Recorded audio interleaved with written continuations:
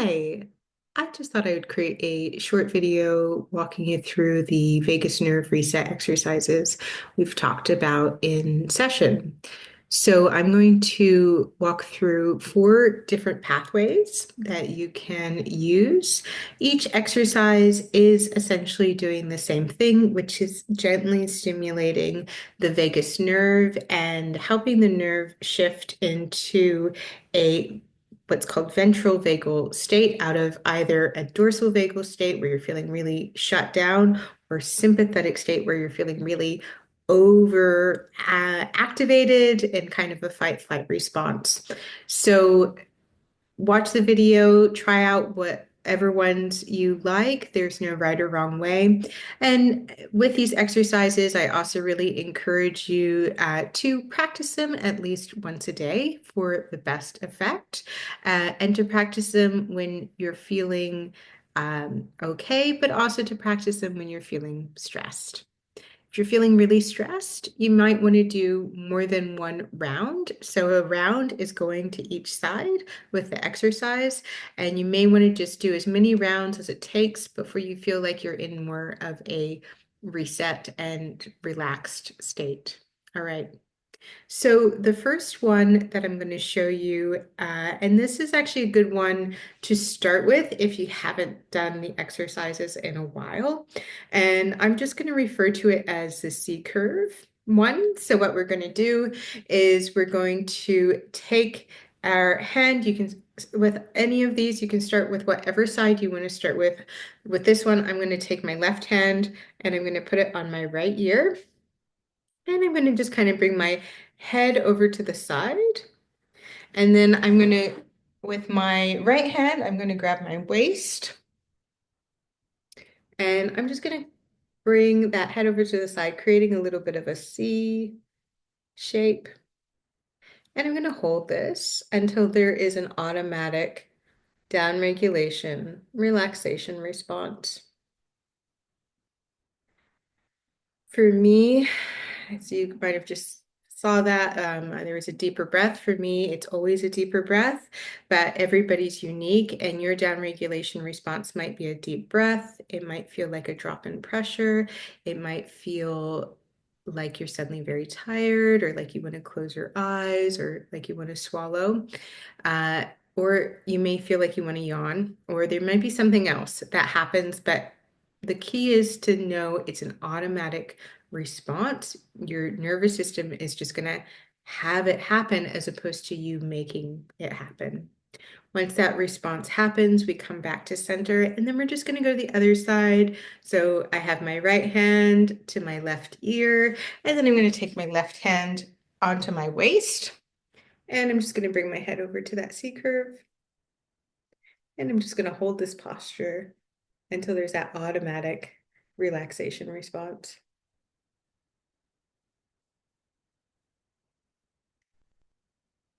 Okay, you might have noticed on that side, it took a little bit longer for that response to kick in for me. That's totally normal. Oftentimes, one side will, the response will happen faster than the other. There's also no time limit. So if your nervous system is in a really heightened state, it may take longer for that relaxation response to kick in. That's the first one, the C curve. I'm going to move into the next, which I just refer to as hands on heart or hands on sternum. So what we're going to do is we're going to place our hands either right over left or left over right, going with whatever feels most comfortable. And we're going to place our hands on our sternum, and we're going to just apply a gentle pressure. With this, I like to have feet flat on the ground with ankles not crossed. We're going to just apply that bit of pressure, and then we're just going to move. I'm going to move my head over to the left, and I'm just going to hold that posture until that relaxation response kicks in. I have a long gaze, long soft gaze over my shoulder, but I'm not really focusing on anything in particular.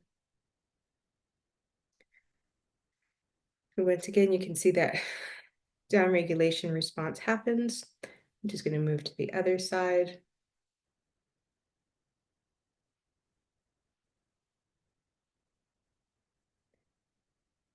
And then it kicks in there. For me, for whatever reason, the right side's taking a little bit longer for that response to kick in today, but that is totally okay and totally natural.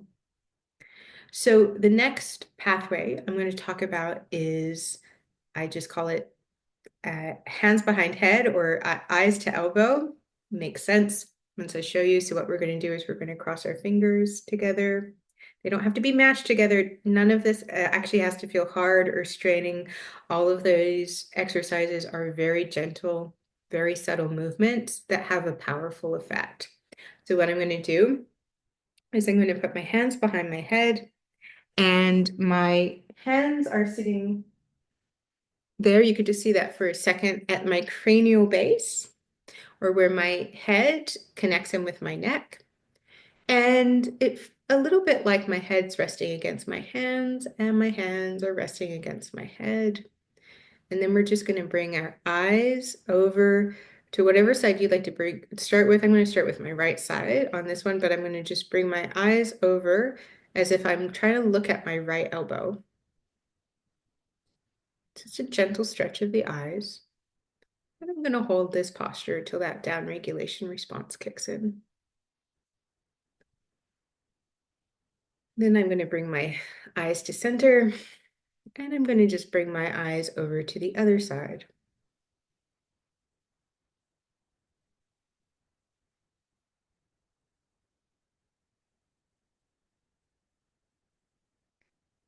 And yeah, once that response happens, I'm just going to drop my hands. With this particular one, I always like to just do a little bit of with micro moving of the neck, just a little bit of gentle stretching.